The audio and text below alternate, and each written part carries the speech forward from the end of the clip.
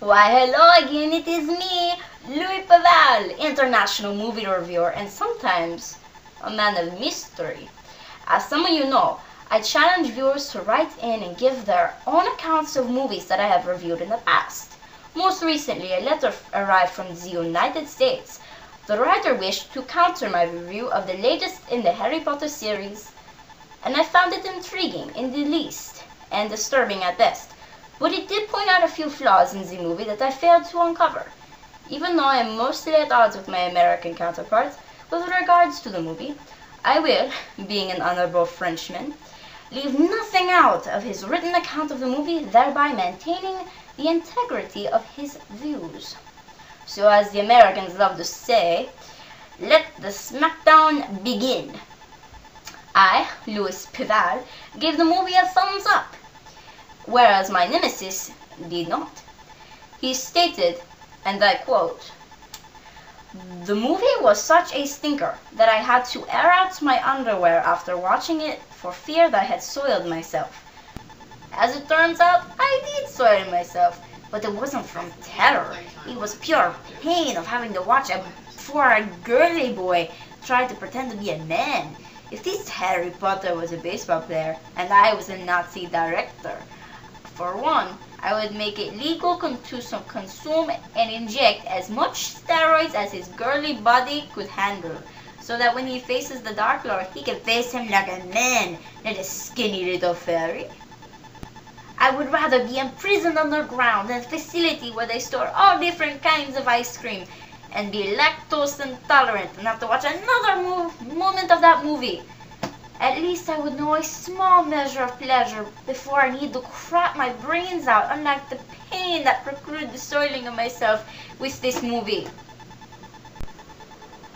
Well, please bear with me while I inject a few comments before continuing with the letter. Oh yes, there is more. My friend across the Atlantic could not be more wrong about this movie. Yes, the Dark Lord did not appear till late in the movie, but knowing that he could attack at any time, and that the children were best ill-equipped to fend off an attack, left the audience with anxiety. As for Mr. Potter's physique, this is movie of magic, no?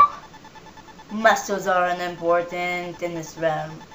As for the Nazis, the only person who resembled a Nazi was Professor Umbridge, and the way she used an iron fist to get her way.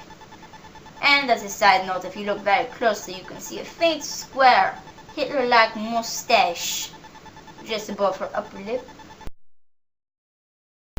Yes.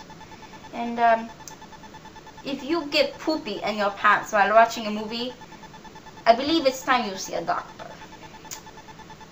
Now, we will continue with the rest of the letter. He writes, "Enough about Harry the girly man Potter. Let's talk about the pace of the movie.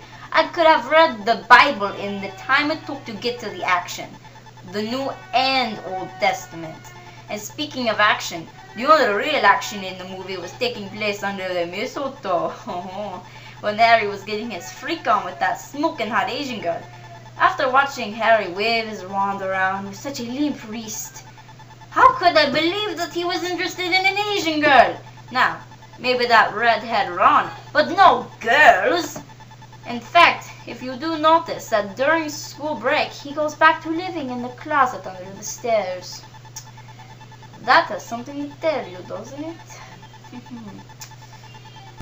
As for the climactic ending, if Harry was more of a man, his uncle wouldn't have to sacrifice himself for the young pup. Remember, my little four-eyed fairy, it is not your job to save your country, but to make the other man die for his. I believe this analogy is relevant. If it was I who had run into the Dark Lord and his minions, the outcome would have been completely different. I would have first sneered at him like the piece of crap that he is, and then I would have pumped a few hundred rounds of hot lead from my .45 automatic laser sighting into the soft, flabby portions of the Death Eaters, watching casually as I tried to stop profuse bleeding. Then I would have turned my focus to the Dark Lord himself, and I would have snatched the Dark Lord by his sissy pajama robe with my left hand, pulling him closer till our faces were inches away. Then I would have said, "What are you, king of the fairies? You couldn't even kill a little baby," and then I would squeeze his pale soot-less neck until his eyes popped out and finished the job by ripping his head completely off of his body and sitting it down next to me at the bar of a pub as I downed a few pitchers of beer. This, my friend, is a very articulate critic, and I do not believe that it was the right movie for Mr. Schwarzenegger from California. So, thank you for your critiquiness of my ultimate speciality, but this is what I do. I critique movies. So, yes. Thank you.